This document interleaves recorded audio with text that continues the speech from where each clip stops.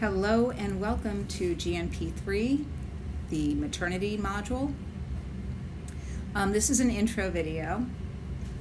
This is Professor Kathy Mulcahy. Some of you know me, some of you are getting to know me. The goal of this video is to help you understand the importance of maternity nursing in the context of your generalist practice. Some of you may be very excited for maternity, some of you might want nothing to do with it, but we're going to talk about why it's important to study it anyway. We can discuss some of the important trends and issues that affect women in the childbearing phase of their lives and their families, as well as newborns. We'll talk a little bit about the agencies that set the standards for obstetric and neonatal health, and we'll talk about the relationship of maternal child health to important public health goals. Maternal child health is an area of nursing care where you can really develop your ability to provide individualized, patient-centered, family-centered care. It's heavy on education, a lot of health promotion, and you need a high degree of cultural competence and the ability to deal with a wide range of psychosocial issues that arise. It's important to remember that having babies and raising them aren't just physical events. They are important milestones in many families, mothers, fathers, grandparents, siblings. They have profound physical impact on a woman who carries a fetus to term or preterm and delivers. And the events of childbirth and the newborn and postpartum period are highly influenced by cultural attitudes, family dynamics, and personal values. And so this is sort of an area of nursing where you can really experience what it is to give patient-focused care. So I like to explain to students why it's so important to invest your time and energy into studying maternity nursing. It may or may not be the part of your program that thrills you the most, but it's important to put your effort in because maternity in the context of general practice and population health is actually fairly important. And I'm going to read you some position statements. The first one comes from A1. A1 is the Association of Women's Health, Obstetric and Neonatal Nursing. It sort of gives us a lot of practice guidelines, sponsors a lot of research, does a lot of research synthesis, so we have evidence-based practice. And what they have said about nursing education is that maternity and newborn nursing education is necessary for entry-level competency. Childbirth is the primary reason for hospitalization in the United States. They've cited a source. I'll give you references later. The majority of women in the United States become pregnant at some point in their lives, and providing high-quality, safe care for these women and their families before, during, and after pregnancy is crucial to the overall health of the nation. Further, women of childbearing age, pregnant women, breastfeeding mothers, and newborns routinely require care in venues outside of maternal newborn specific areas. Such settings may include, and pay attention here, emergency rooms, medical surgical units, psychiatric care environments, operating rooms, ambulatory care units, and community or public health-based venues. Registered nurses who do not work in the perinatal setting, but who provide care for women elsewhere, should be aware of the implications that diseases, physical and psychosocial trauma, medications, and other medical surgical management can have on women of childbearing age and on the health of a fetus or newborn. Because women and newborns receive care in these various settings, all nurses need at least basic didactic and clinical preparation in maternal and newborn nursing. Okay, and I'm going to sort of underscore that. Because in my practice as a labor and delivery nurse, we accept transfers from hospitals that don't offer maternity care, and yet that's where the patient shows up to the emergency room. And until you actually hand that patient off physically to me with a full report on what you did, you're stabilizing that patient. You need to understand maternal fetal pathophysiology. You need to know the impact of the medications you're giving on that mother and that fetus. You may be the first person to discover that that person is indeed pregnant at all. If they come in for some unrelated complaint, and it's standard practice in most emergency rooms to run an HCG, which is a pregnancy test on women of childbearing age. In the meantime, you've got to determine what medications this person is on, what health conditions they have, what medications should you be avoiding. You don't want to administer.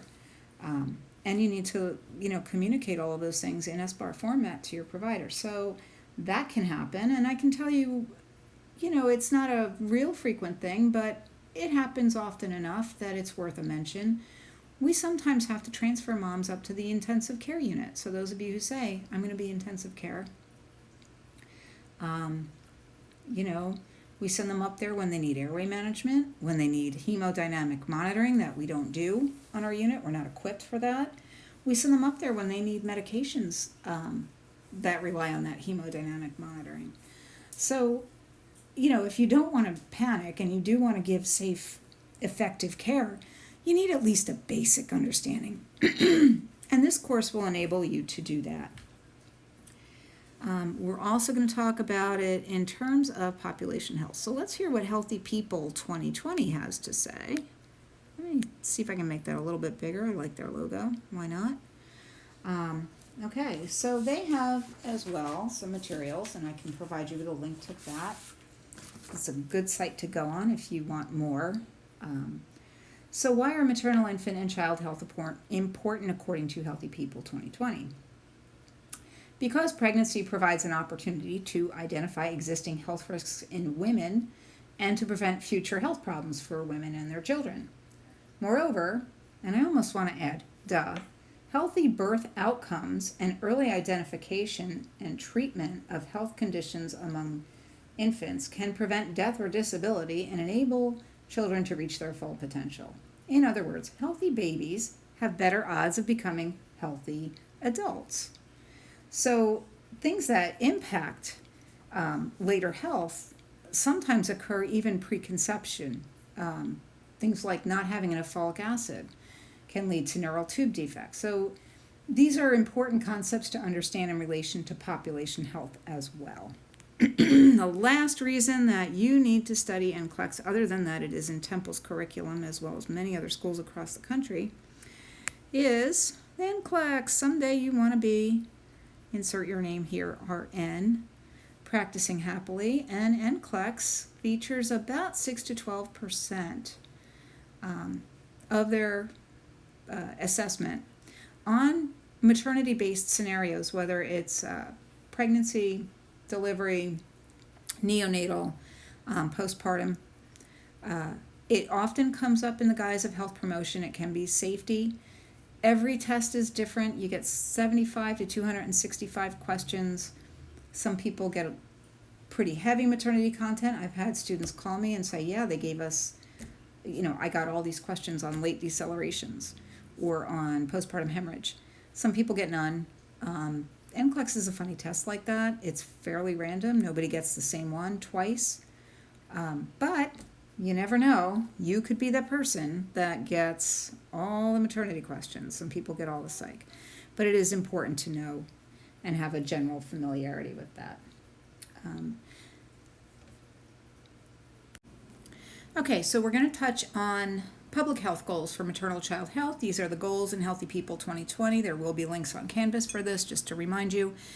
There were a lot of goals. It's a very lengthy document. So I kind of went through and distilled to the major ones. The biggest goal that Healthy People 2020, their highest priority right now, is to reduce fetal and infant deaths. Anybody who has paid attention to this subject knows that the United States has an alarming rate of infant mortality compared to other developed nations. And that's a graphic for you. I mean, you can see we're really not doing well when it comes to other countries that are comparable. We spend the most money on healthcare and we get these outcomes that are really subpar, especially when you consider the racial disparities. There are a lot of social determinants. The problem is bigger than just healthcare, but we need to start with us somewhere. The second goal is to reduce maternal mortality related to pregnancy. And this is one of those things I don't think most people are aware that we have a problem in this country with maternal mortality. I think we all have this assumption that women don't die in childbirth anymore. But here's a graphic for you. and this only goes up to 2013. It comes ultimately from the CDC. I did pull the graphic from Mother Jones, so I'm giving them credit. But you can see that maternal mortality is actually rising since 1987. And if you look at the part of the graphic, let me see, I have a highlighter here. If you look at this right here, you can see that it's disproportionately affecting the African American population, and that is just completely unacceptable.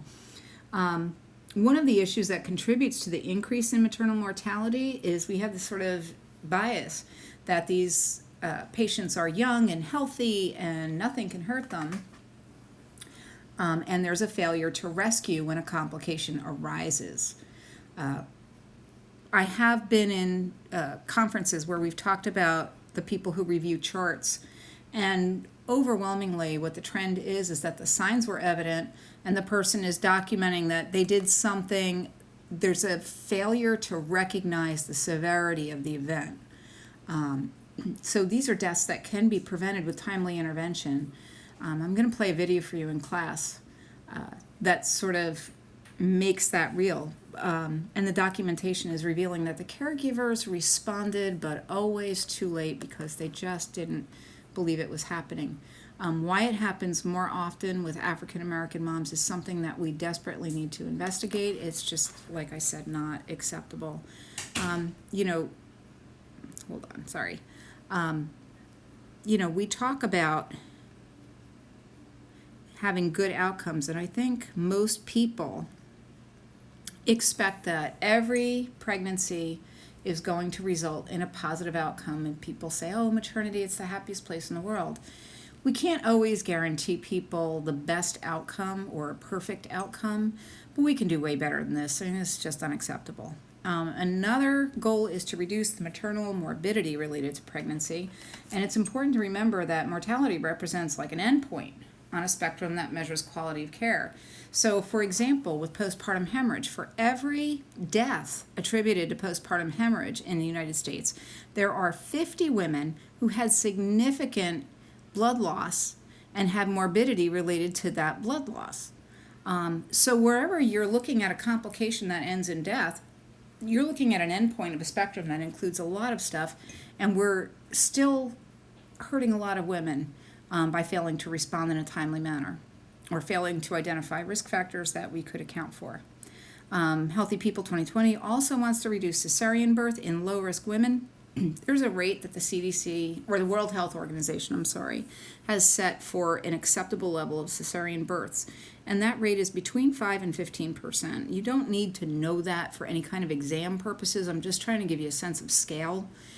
So 5 to 15% tells you that people have access to care, because if it's less than 5%, there are probably a significant number of women who don't have access to a facility with cesarean birth, where that's an option. If it's more than 15%, we're doing too many. Something has gone wrong, because the complications from surgical birth are the same complications you would get in any surgery, and sometimes they're a little more aggravated. So the Healthy People 2020 goal is to reduce cesarean birth in low-risk women. We'd like to get it under 15% right now. Depending on where you are, the number is about 31%. Some centers that you might work in could have numbers upwards of 40%. Again, just, something that we need to work on as healthcare providers. They want to reduce low birth weight, very low birth weight, and preterm birth, and that sort of is the morbidity that we see, where infant death or fetal death might be the mortality. We want to reduce the morbidity from preterm labor and preterm birth.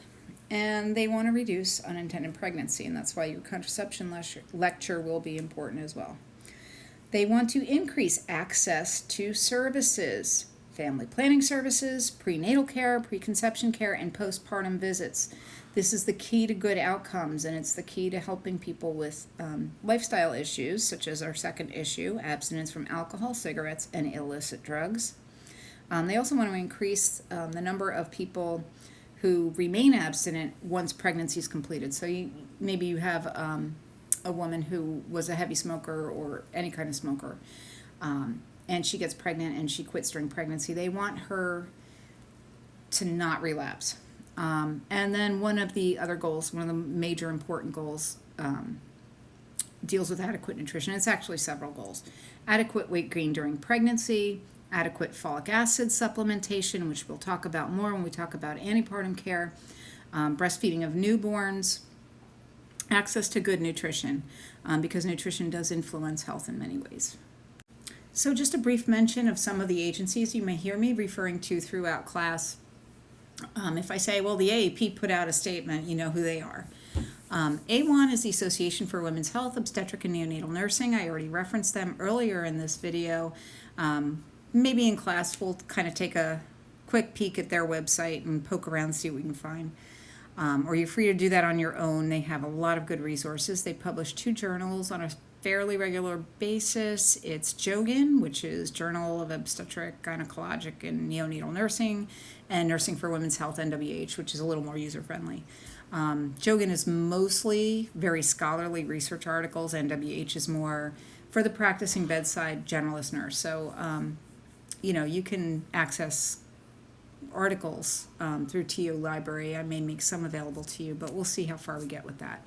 ACOG is the American Congress of Obstetricians and Gynecologists, and they put out practice guidelines that govern how we manage medical conditions during pregnancy, including things like preeclampsia. So when they publish an update, it's sort of the nurse's responsibility to also know what the best evidence says to do, because we're recommending things to providers on a fairly regular basis, and we're carrying out their orders. It's important to sort of know what the standard of care is that we are asked to follow. American Academy of Pediatrics, or the AAP, governs the neonatal side of things, and you may hear me refer to them when we talk about things like safe sleep, pacifier use, exclusive breastfeeding, things like that. But those are the people in our neighborhood. So here are some of the more controversial issues in women's health and reproductive medicine. Not going to spend a whole lot of time on it. It's not really testable material per se, although you should listen to it because we will talk about it in class. You'll revisit a lot of this stuff when we get to health policy. You may see it in other aspects of your curriculum. Some of them are more applicable to your practice, and it is a good idea to introduce it now before you get to clinical, and maybe some of these issues arise. Some of them you probably won't deal with much at all. But the biggest one is maternal-fetal conflict. Your book talks about it a little bit if you want to go there, but really I can tell you that under the current political and social conditions, there's a lot of controversy surrounding the rights of a woman over her body versus the rights of the fetus that she's carrying. Prior to the last decade or so, fetuses weren't considered persons under the law. They didn't have rights per se. And now some things are changing, and we'll talk a little bit about that. But this sometimes causes a lot of conflict for nurses who care. We always say we have 2 patients, mom and baby, in the obstetric setting. And one example of this right now, very timely, is the conflict surrounding opioid use disorder in pregnant women. So a lot of people, in both general population and people in the healthcare setting, have serious values conflict when they're confronted with a pregnant woman who's engaging in this behavior, because they know that it can harm the baby. They know that the neonate might go through withdrawal. But mom is really dealing with a lot of issues at this point. She's got a pregnancy that was probably unintentional, as 49% of all pregnancies are. She may have other social issues going on. She may be a victim of trauma, and she's got a disease. She has opioid use disorder. We've already taken psych. I have already talked to you at length about opioid use disorder and how the withdrawal from that can make you feel like you're going to die, and how it's such a bad withdrawal that people will go to extraordinary lengths to get their drugs. However, most pregnant women do want to protect their fetuses, and this is the one time in a woman's life where she is likely, if she's addicted to opioids, really, or anything, she would be receptive to hearing about options for treatment for opioid use disorder. And yet, because there's such a stigma about perinatal substance abuse, we've created the very conditions that drive her away. So this mom is not only not getting treatment for opioid disorder, but she is also not seeking prenatal care because she's afraid of being found out and reported to child services, which unfortunately does happen. Not only do women get reported for this behavior to child services, and face removal of the children from their home if there's more than one, or just even this baby, which is bad enough. But they may face criminal charges in some states, and there are a lot of people who support that. They really feel strongly about the infant. The problem is that the outcome for the infant isn't better when you punish mom. It's actually a little bit worse. So, we need to sort of parcel out our own attitudes about things and try and still be effective in providing the best care as nurses. Abortion or voluntary termination of a pregnancy is currently an issue that's dividing the entire nation, and it can place nurses in a state of conflict where they are asked to do things that maybe conflict with their personal values or beliefs. Under the law presently, a nurse can refuse to assist in the procedure without repercussion as far as licensure goes. But if you're employed in a setting that does this procedure frequently and you keep refusing to assist, they can legally terminate you if it can be shown that you knew that this was something you were going to be asked to do regularly. Most employers are not going to lose an employee over something like this. They're going to try and work with you, and the charge nurse should be instrumental in switching assignments. But if you land in perioperative nursing as a specialty, remember we said, I'm never going to do maternity, I don't have to know. Well, if you're in the OR, this might be a choice that you have to make, and it might be something to consider, when you're looking for a job. Do you want to work in a facility that does a great number of procedures that you feel you can't participate in? One thing you can never do is abandon your patient. If you are assigned to that patient and you take report, you have to make sure that some competent person can provide care. So that's the two issues that would most likely impact your care the most. Intrauterine fetal surgery is very interesting. I don't know that you'll see it as undergrads. It's definitely not a generalist kind of thing. But it's an area where mother's rights and the rights of the fetus can come into conflict.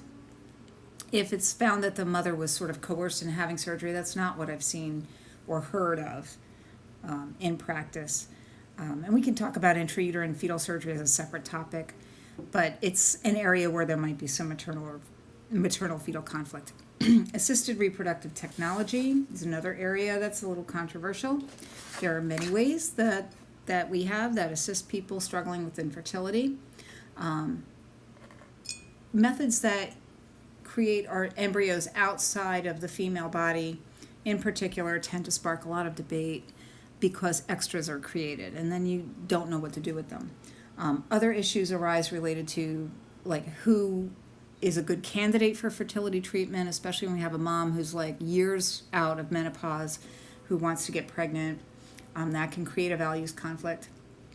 And some people have issues with the types of families that can be created with assisted reproductive technology. All of that is outside the scope of our nursing practice. As nurses, we see people after those decisions have been made, and our job is to provide support and encouragement and treat everybody equally, meet them where they are now. Embryonic stem cell research, another area that generates controversy, but you're probably not going to ever see it. The big thing that you want to remember from these hot button issues is it's your job to value a patient's autonomy and support them even if your values aren't the same as their values. Okay, and our last topic is culture in the childbearing family.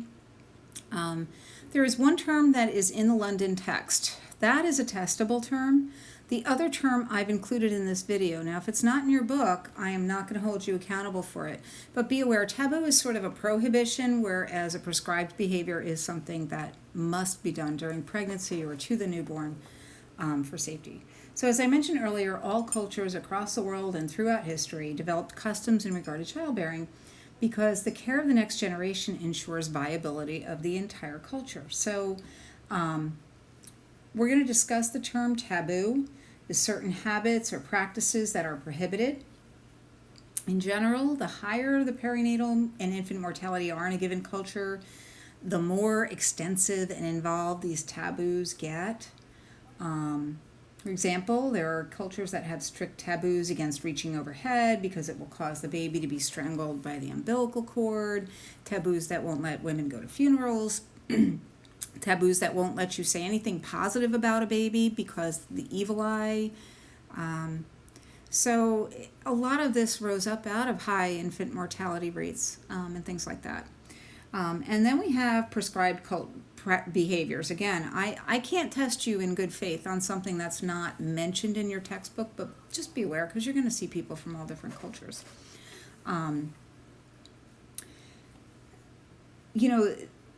There are a lot of things that people do as customs when babies are born.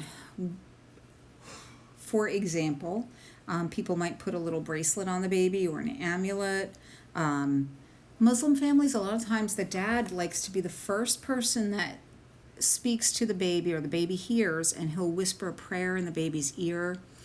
Other cultures, just different things that you'll find out in practice, especially if you get familiar with populations. Some cultures have a lot of food things. You've seen the hot and cold theories probably in any number of things that you've already read. Not just related to childbirth, but like some foods like chicken soup is hot and something else is cold.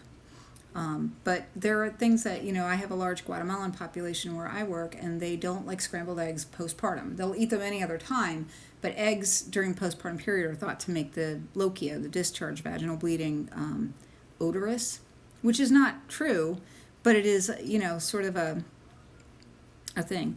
That would be more of a taboo. But yeah, you see a lot of like folk customs and cultural things, and as long as they're not hurting anybody, I think we should celebrate those and really affirm the birth of this child in the context of, the parents, the larger family, the culture, and really help them welcome their child. Unfortunately, sometimes a custom might interfere with what we know is good for your health. For example, let's see. Some of the Asian cultures prescribe strict bed rest for, new mothers. Well, if you have a C-section patient who's at risk for blood clots and pneumonia and a paralytic ileus, all those complications that happen to post-operative patients, they really have to get up and move. So we might need to do some education, and while we support and respect the culture that the person is in, we don't want to let them do anything that might be harmful. So yay, you made it to the end of the video. Thank you for listening and getting ready for class. Your classmates will thank you too when you can all work together on those fun group projects that everyone loves. I'll see you on Tuesday.